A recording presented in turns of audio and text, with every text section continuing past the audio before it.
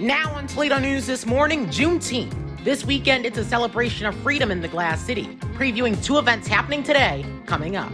Plus, checking out the airline announcing its departure from Toledo Express Airport, and beating the heat. Temps this week got dangerously high, so how can you keep yourself safe and healthy? We're hearing from an expert. It's Saturday, June 18th, 2022.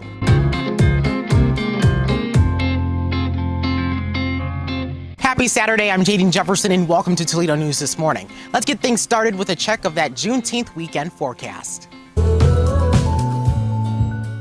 Finally, we are cooling down. You can expect a high in the upper 70s and a low of around 50 with just the right amount of sunshine.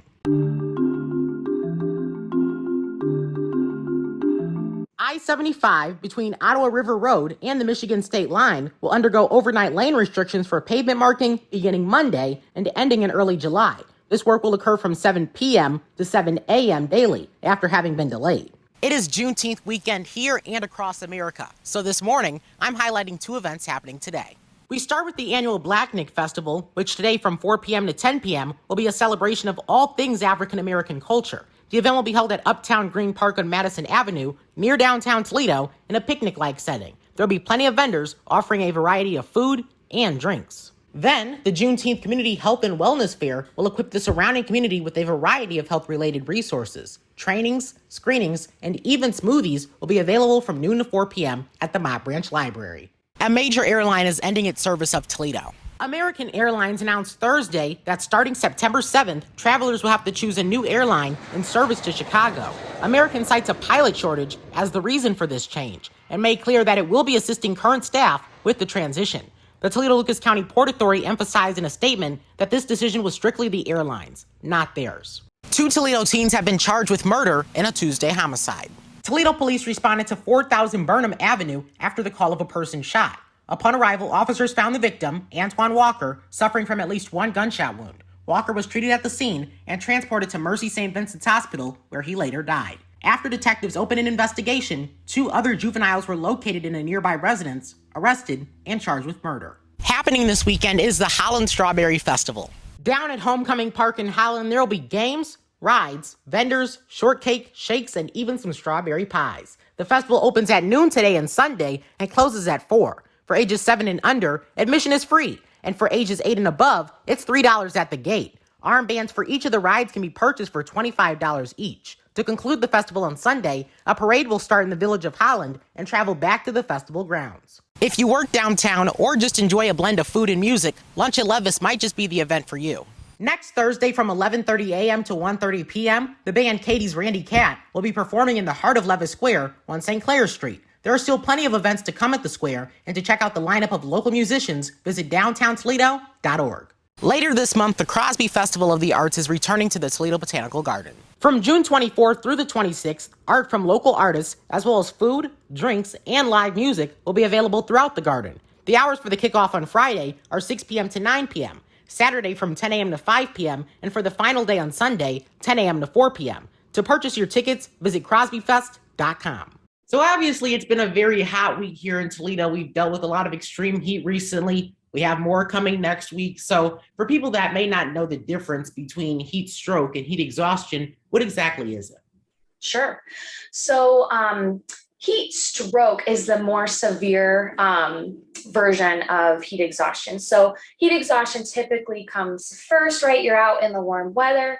You might feel really sweaty, feel really hot, start to have some nausea, maybe achiness, kind of not feeling yourself. Heat stroke is when it makes that jump and your temperature actually increases, right? So we're talking 103, 104, you start having more severe symptoms, worsening headache, vomiting, confusion. That's a huge red flag, right? Once it starts to affect you neurologically, that's one of the main jumps to heat stroke.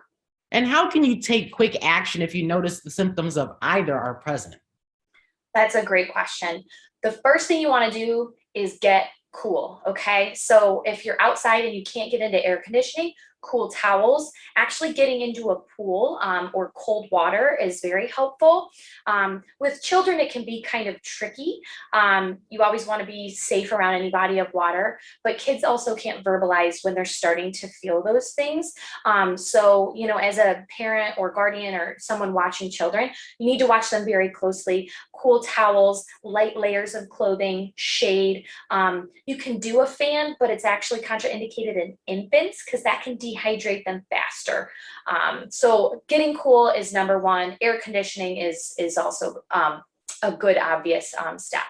Obviously, we're all busy, so we forget about getting hydrated and taking those breaks throughout the day. So what's your advice, to make sure that you're getting those breaks in when you need them throughout the day to stay healthy and stay safe during this extreme heat?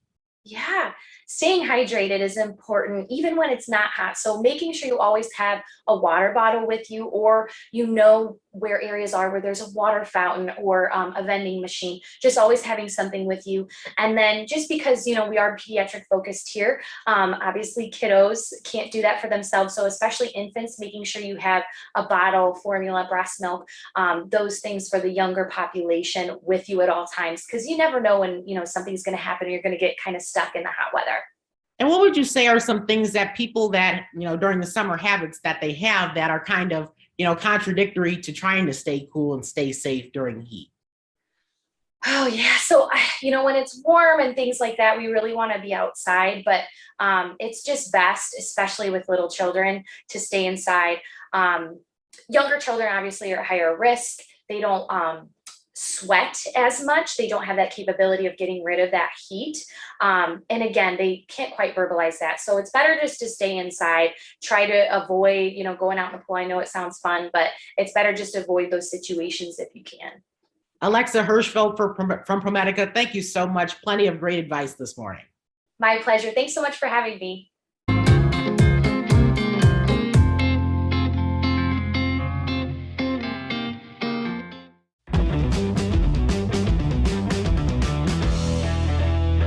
After their quest for the Kelly Cup ended in a Florida Everblades victory, the Toledo Walleye have announced two big signings. Forward Brandon Hawkins and defenseman Simone Denny have both agreed to join the team for their 2022-23 season. Hawkins, a Macomb, Michigan native, played his first season in a Walleye uniform in 2021 and led the team with 35 goals. That came up one goal shy of the Walleye single-season record. Denny returns to the team after 3 years playing in Japan. The native of Burnaby, British Columbia, last played for Toledo in the 2017-2018 season, his second with the Walleye. And that's all for the news this morning. Have a great Saturday.